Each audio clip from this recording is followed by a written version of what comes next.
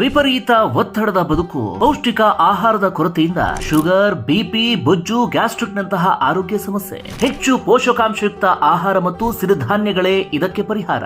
Millets ಚೂರ್ಣಂ ಇಂದಿನ ವೇಗದ ಬದುಕಿಗೆ ಪುರಾತನ ಪೋಷಣೆಯ ಶಕ್ತಿ. ಇದು ಸಿರಿಧಾನ್ಯ, ಡ್ರೈ ಫ್ರೂಟ್ಸ್, ಮೊಳಕೆ ಕಾಳುಗಳು, ಧಾನ್ಯ ಮತ್ತು ಸೀಡ್ಸ್ ಇಂದ ಸಮೃದ್ಧವಾಗಿದೆ. ಬನ್ನಿ ಮತ್ತೆ ಸಾಂಪ್ರದಾಯಿಕ ಸಿರಿಧಾನ್ಯಗಳಿಗೆ ಮರಳೋಣ. ಆರ್ಡರ್ ಮಾಡಲು ಡಿಸ್ಕ್ರಿಪ್ಷನ್ ಬಾಕ್ಸ್ ಮತ್ತು ಪಿನ್ಡ್ ಕಾಮೆಂಟ್ ನಲ್ಲಿ ಲಿಂಕ್ ಇದೆ. ಬಂಧುಗಳೇ ನಮಸ್ಕಾರ, ಹೇಗಿದ್ರೆ ನೀವೆಲ್ಲರೂ? ನಾನು ಸುಬ್ರಹ್ಮಣ್ಯ ಎಸ್ ಹಂಡಿಗೆ. ಬಂಧುಗಳೇ, 400 ಕೋಟಿ ದರೋಡೆ ಅಥವಾ 400 ಕೋಟಿ ಹಣವನ್ನ ತುಂಬಿಸಿದ್ದಂಥ 2 ಕಂಟೈನರ್ಗಳ ಹೈಜಾಕ್ ಪ್ರಕರಣ ಕೇವಲ ನಮ್ಮ ರಾಜ್ಯದಲ್ಲಿ ಮಾತ್ರ ಅಲ್ಲ, ಇಡೀ ದೇಶಾದ್ಯಂತ ಸದ್ದು ಮಾಡ್ತಾ ಇದೆ. ಈಗ ಕೇಳಿ ಬರ್ತಿರುವಂತಹ ಹೊಸ ವಿಚಾರ ಏನಪ್ಪಾ ಅಂದ್ರೆ, ಅದು 400 ಕೋಟಿ ಅಲ್ಲ, 1,000 ಕೋಟಿ ಎನ್ನುವಂತ ಮಾತು ಕೂಡ ಕೇಳಿ ಬರ್ತಾ ಇದೆ. ಇದೊಂದು ರೀತಿಯಲ್ಲಿ ಅತ್ಯಂತ ವಿಚಿತ್ರವಾಗಿರುವಂತಹ ಪ್ರಕರಣ. ಯಾಕಂದ್ರೆ ದರೋಡೆ ಬಯಲಿಗೆ ಬಂದಿದ್ದೇ ಒಂದು ರೀತಿಯಲ್ಲಿ ರೋಚಕ ಅಂದ್ರೂ ಕೂಡ ತಪ್ಪಾಗ್ಲಿಕ್ಕಿಲ್ಲ. ಇಲ್ಲಿ ಯಾರು ಕೂಡ ದೂರು ಕೊಟ್ಟಿರಲಿಲ್ಲ.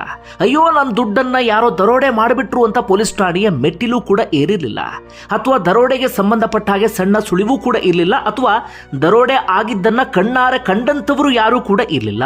ಆದರೂ ಕೂಡ ಈ ದರೋಡೆ ಪ್ರಕರಣ ಇದೀಗ ಬಯಲಿಗೆ ಬಂದಿದೆ. ಅದು ಹೇಗೆ, ಏನು, ಎತ್ತ ಅಂತ ನಾನು ಆನಂತರ ಹೇಳ್ತಾ ಹೋಗ್ತೇನೆ.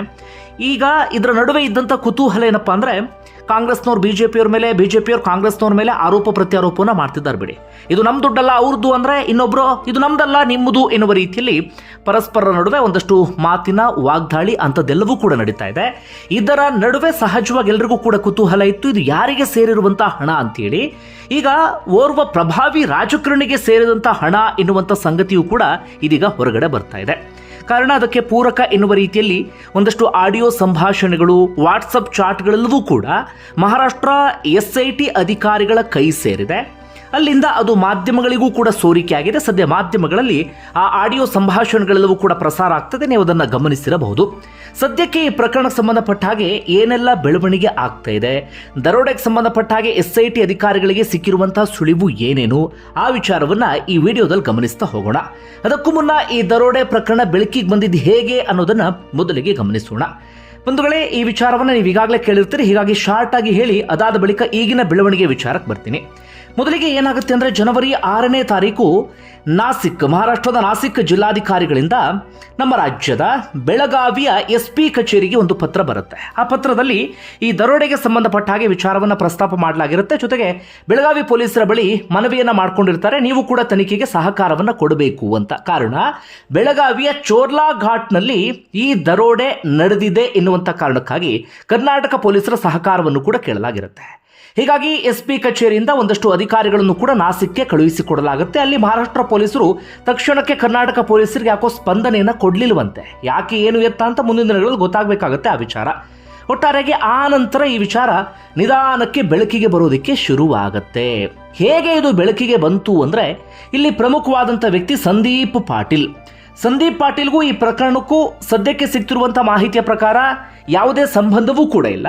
ಆದರೆ ಈ ದರೋಡೆ ಪ್ರಕರಣ ಬೆಳಕಿಗೆ ಬಂದಿದ್ದು ಮಾತ್ರ ಸಂದೀಪ್ ಪಾಟೀಲ್ ಮೂಲಕವಾಗಿ. ಏನಾಗುತ್ತೆ, ಸಂದೀಪ್ ಪಾಟೀಲ್ ಜನವರಿ 1ನೇ ತಾರೀಕು ಮಹಾರಾಷ್ಟ್ರದ ನಾಸಿಕ್ ಪೊಲೀಸ್ ಠಾಣೆಗೆ ಆಗಮಿಸಿ ದೂರನ್ನು ಕೊಡ್ತಾರೆ.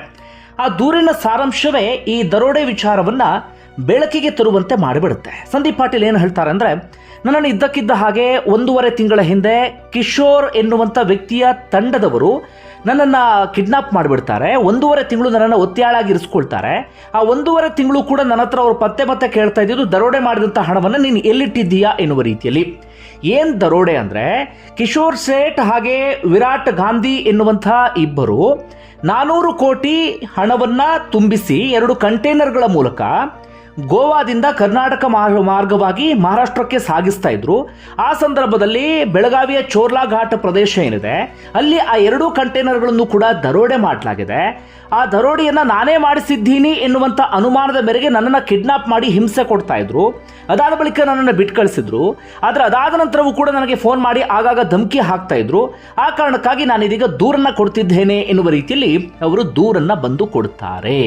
ಸಂದೀಪ್ ಪಾಟೀಲ್ ದೂರಿನ ಮೂಲಕವಾಗಿ, ಅಥವಾ ಸಂದೀಪ್ ಪಾಟೀಲ್ ಆ ಕಿಡ್ನಾಪ್ನ ವೃತ್ತಾಂತದ ಕಾರಣಕ್ಕಾಗಿ ಮುಚ್ಚೆ ಹೋಗಬೇಕಾಗಿದ್ದಂತಹ ಅಥವಾ ಒಂದು ಸಣ್ಣ ಸುಳಿವು ಕೂಡ ಸಿಗದೇ ಇರಬಹುದಾಗಿದ್ದಂಥ ದರೋಡೆ ಪ್ರಕರಣ ಬೆಳಕಿಗೆ ಬಂದು ಬಿಡುತ್ತೆ.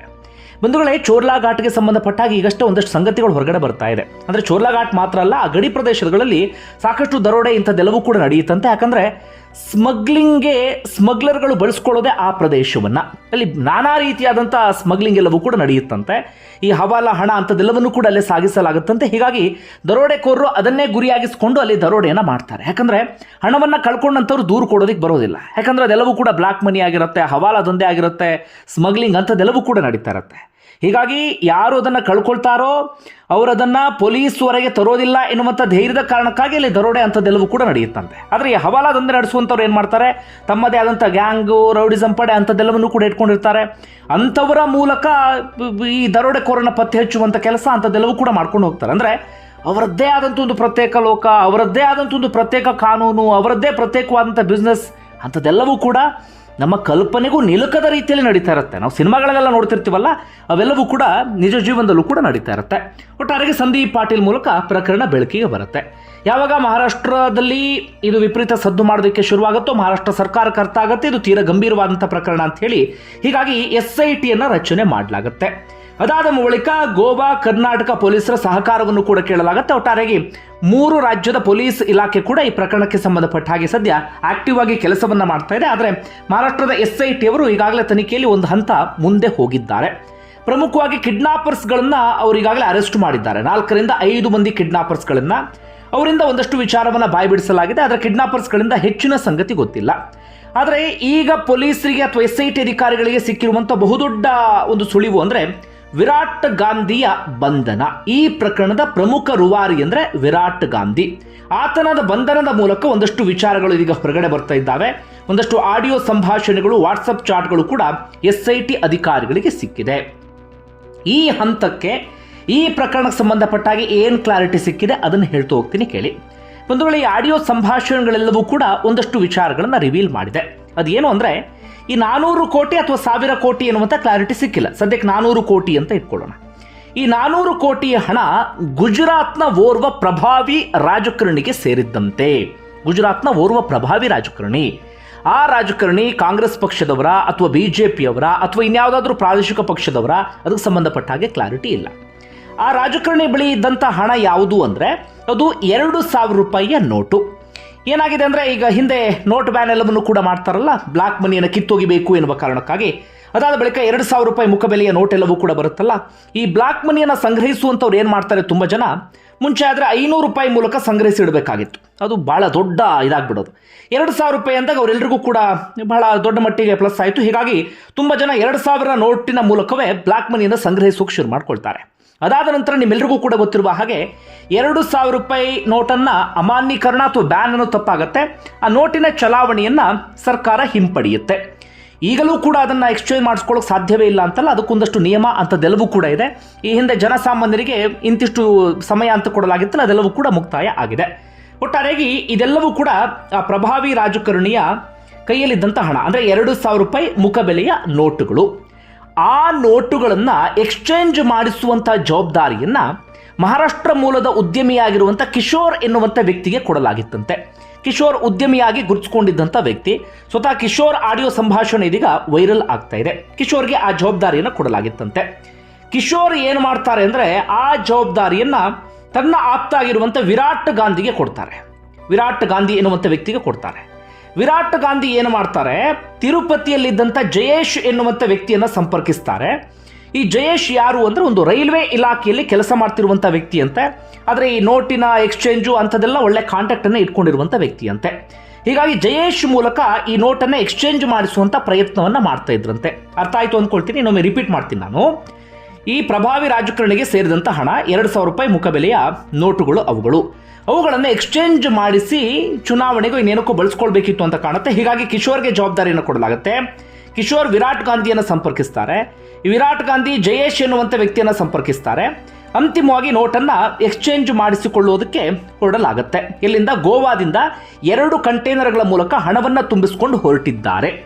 ಈಗ ಇರುವಂಥ ಗೊಂದಲ ಏನು ಅಂದರೆ, ಗೋವಾದಿಂದ ತಿರುಪತಿಗೆ ತಲುಪಿ ಎಕ್ಸ್ಚೇಂಜ್ ಮಾಡ್ಕೊಂಡು ವಾಪಸ್ ಬರುವಾಗ ದರೋಡೆ ಆಯ್ತಾ, ಅಥವಾ ಗೋವಾದಿಂದ ಹೋಗುವಾಗ ಅಂದರೆ 2,000 ರೂಪಾಯಿ ಮುಖಬೆಲೆಯ ನೋಟುಗಳನ್ನು ತೆಗೆದುಕೊಂಡು ಹೋಗುವಾಗಲೇ ದರೋಡೆ ಆಯ್ತಾ ಅನ್ನೋದಕ್ಕೆ ಸಂಬಂಧಪಟ್ಟಾಗೆ ಕ್ಲಾರಿಟಿ ಇಲ್ಲ. ಈಗ ದರೋಡೆ ಮಾಡಿದವರು ಯಾರು ಎನ್ನುವಂಥ ಕುತೂಹಲ ಇದೆಯಲ್ಲ, ಆ ಪ್ರಶ್ನೆಗೂ ಕೂಡ ಉತ್ತರ ಸಿಕ್ಕಿಲ್ಲ. ಈಗಿರುವಂಥ ಡೌಟ್ ಏನಪ್ಪಾ ಅಂದರೆ, ಕಿಶೋರ್ ವಿರಾಟ್ ಗಾಂಧಿಯನ್ನು ನಂಬಿ ಆ ಹಣವನ್ನು ಕಳುಹಿಸಿ ಕೊಟ್ಟಿದ್ರು. ಪ್ರಭಾವಿ ರಾಜಕಾರಣಿ ಕಿಶೋರನ್ನ ನಂಬಿ ಕಳುಹಿಸಿಕೊಟ್ಟಿದ್ದು. ಹೀಗಾಗಿ ಈಗ ಬರ್ತಿರುವಂಥ ಒಂದು ಥಿಯರಿಯ ಪ್ರಕಾರವಾಗಿ ಈ ವಿರಾಟ್ ಗಾಂಧಿಯೇ ಬೆಳಗಾವಿಯ ಚೋರ್ಲಾ ಘಾಟ್ ಬಳಿ ಅಷ್ಟು ಹಣವನ್ನ ವಿರಾಟ್ ಗಾಂಧಿ ಹುಡುಗರಿಂದನೇ ಹಣವನ್ನು ಸಾಗಿಸ್ತಾ ಇದ್ದಿದ್ದಲ್ಲ. ಹೀಗಾಗಿ ವಿರಾಟ್ ಗಾಂಧಿ ತನ್ನ ಹುಡುಗರ ಮೂಲಕವೇ ಹಣವನ್ನ ದರೋಡೆ ಮಾಡಿಸಿ, ಚೋರ್ಲಾ ಘಾಟ್ನಲ್ಲಿ ಅಲ್ಲಿ ನೆಟ್ವರ್ಕ್ ಇಲ್ಲದಂಥ ಪ್ರದೇಶ, ಹೀಗಾಗಿ ಆ ಪ್ರದೇಶವನ್ನೇ ಆಯ್ಕೆ ಮಾಡಿಕೊಂಡು ಅಲ್ಲಿಂದಲೇ ಹಣವನ್ನ ದರೋಡೆ ಮಾಡಿಸಿ ಅದಾದ ಬಳಿಕ ವಿರಾಟ್ ಗಾಂಧಿ ಕಿಶೋರ್ ಬಳಿ ಬಂದು ನಾಡ್ಕಾಡೋದಕ್ಕೆ ಶುರು ಮಾಡ್ಕೊಳ್ತಾರಂತೆ. ಅಯ್ಯೋ ಹಿಂಗೆ ದರೋಡೆ ಆಗಿಬಿಡ್ತು, ಯಾರೋ ಎತ್ಕೊಂಡು ಹೋಗಿಬಿಟ್ರು, ಇದರಲ್ಲಿ ಸಂದೀಪ್ ಪಾಟೀಲ್ ಪಾತ್ರ ಇರಬಹುದು ಅಂತೇಳಿ ಸುಮ್ಮನೆ ಸಂದೀಪ್ ಪಾಟೀಲ್ ಹೆಸರನ್ನು ತರಲಾಯ್ತಂತೆ. ಸಂದೀಪ್ ಪಾಟೀಲ್ ಕಿಶೋರ್ಗೆ ಪರಿಚಯ ಇದ್ದಂಥ ವ್ಯಕ್ತಿ, ಹೀಗಾಗಿ ಸಂದೀಪ್ ಪಾಟೀಲ್ ಹೆಸರನ್ನು ತರಲಾಯಿತು ಎನ್ನುವಂಥ ಮಾತುಗಳು ಕೇಳಿಬರ್ತಾ ಇದೆ. ಹೀಗಾಗಿ ಯಾರು ಹಣವನ್ನ ಎಕ್ಸ್ಚೇಂಜ್ಗೆ ಅಂತ ಜವಾಬ್ದಾರಿಯನ್ನು ವಹಿಸಿಕೊಂಡಿದ್ರು ಅಥವಾ ತೆಗೆದುಕೊಂಡು ಹೋಗ್ತಿದ್ರು ವಿರಾಟ್ ಗಾಂಧಿ, ಆ ವಿರಾಟ್ ಗಾಂಧಿಯೇ ದರೋಡೆಯನ್ನ ಮಾಡಿ ಹೀಗೆ ನಾಟಕ ಆಡ್ತಿರಬಹುದು ಎನ್ನುವಂಥ ಒಂದಷ್ಟು ಚರ್ಚೆ ಎಲ್ಲವೂ ಕೂಡ ನಡೀತಾ ಇದೆ. ಸದ್ಯ ಅದಕ್ಕೆ ಪೂರಕವಾಗಿ SIT ಅಧಿಕಾರಿಗಳು ಕೂಡ ವಿರಾಟ್ ಗಾಂಧಿಯನ್ನ ಬಂಧಿಸಿದ್ದಾರೆ.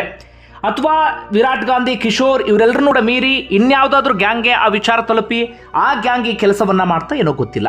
ಒಟ್ಟಾರೆ ಯಾರೋ ದರೋಡೆ ಮಾಡಿರ್ಲಿ ಬಿಡಿ, ಯಾರ್ದೋ ದುಡ್ಡು ಇನ್ನೊಬ್ರಿಗೆ ಹೋಯ್ತು ಅಂತ ಅನ್ಕೊಳ್ಳೋಣ. ಆದರೆ ಇಲ್ಲಿರುವಂಥ ಪ್ರಶ್ನೆ ಏನಪ್ಪಾ ಅಂದ್ರೆ, ಆ ಪ್ರಭಾವಿ ರಾಜಕಾರಣಿ ಯಾರು, ಯಾವ ಪಕ್ಷಕ್ಕೆ ಸೇರಿದಂಥವರು, ಅಷ್ಟು ಹಣವನ್ನ ಹೇಗೆ ಸಂಗ್ರಹಿಸಿ ಇಟ್ಕೊಂಡಿದ್ರು, ನೋಟ್ ಬ್ಯಾನ್ ಆದ ಬಳಿಕ ಬ್ಲಾಕ್ ಮನಿ ಎಲ್ಲವನ್ನೂ ಕೂಡ ನಿರ್ಮೂಲನೆ ಮಾಡಿಬಿಟ್ಟಿವಿ ಎನ್ನುವಂಥ ಮಾತುಗಳನ್ನು ಹೇಳ್ತಾ ಇದ್ರಲ್ಲ. ಹಾಗಾದ್ರೆ ಅಷ್ಟಾದ ಮೇಲೂ ಕೂಡ ಇವರ ಬಳಿ ಬ್ಲಾಕ್ ಮನಿ ಬಂದಿದ್ದಾದ್ರೂ ಹೇಗೆ, ಆ ಹಣವನ್ನ ಎಕ್ಸ್ಚೇಂಜ್ ಮಾಡಿಸಿ ಏನು ಚುನಾವಣೆಗೆ ತೆಗೆದುಕೊಂಡು ಹೋಗ್ತಾ ಇದ್ರು ಅಥವಾ ಎಲ್ಲಿಗೆ ತೆಗೆದುಕೊಂಡು ಹೋಗ್ತಾ ಇದ್ರು, ಆ ರಾಜಕಾರಣಿ ಹಾಗಾದ್ರೆ ಅಷ್ಟು ದೊಡ್ಡ ಮಟ್ಟಿಗಿನ ಭ್ರಷ್ಟನ, ಏನ್ ಕತೆ, ಎಲ್ಲ ಪ್ರಶ್ನೆಯೂ ಕೂಡ ಇದೆ. ಒಟ್ಟಾರೆಯಾಗಿ ಎಲ್ಲ ವಿಚಾರಗಳು ಕೂಡ ಹೊರಗಡೆ ಬರಬೇಕಾಗಿದೆ. ಮುಚ್ಚೆ ಹೋಗಬಹುದಾಗಿದ್ದಂಥ ಪ್ರಕರಣ ಈ ಹಂತದವರೆಗೆ ಬಂದಿದೆ. ಸದ್ಯ ಕರ್ನಾಟಕ ಪೊಲೀಸರ ಬಗ್ಗೆಯೂ ಒಂದಷ್ಟು ಮಾತುಗಳು ಕೇಳಿ ಬರ್ತಾ ಇದೆ. ಇನ್ನು ಬೇರೆ ಬೇರೆ ಚರ್ಚೆ ಎಲ್ಲವೂ ಕೂಡ ಆಗ್ತಾ ಇದೆ. ಇದರ ರಹಸ್ಯ ಇನ್ನು ಹೊರಗಡೆ ಬರೋದು ಬಹಳಷ್ಟು ಇದೆ. ಮುಂದಿನ ದಿನಗಳು ಅದನ್ನು ತಿಳಿಸ್ತೀನಿ ನಾನು ನಿಮಗೆ, ಯಾಕಂದ್ರೆ ನಾವೆಲ್ಲರೂ ಕೂಡ ತಿಳ್ಕೊಳ್ಳಬೇಕಾಗಿರುವಂಥ ವಿಚಾರ ಇದು. ಒಟ್ಟಾರೆ ಬಂಧುಗಳೇ, ನಿಮಗೆ ಏನಿಸ್ತಾ ಕಮೆಂಟ್ ಬಾಕ್ಸಲ್ಲಿ ಮೆನ್ಷನ್ ಮಾಡಿ. ಧನ್ಯವಾದ ವಿಡಿಯೋ ನೋಡಿದ್ದಕ್ಕಾಗಿ.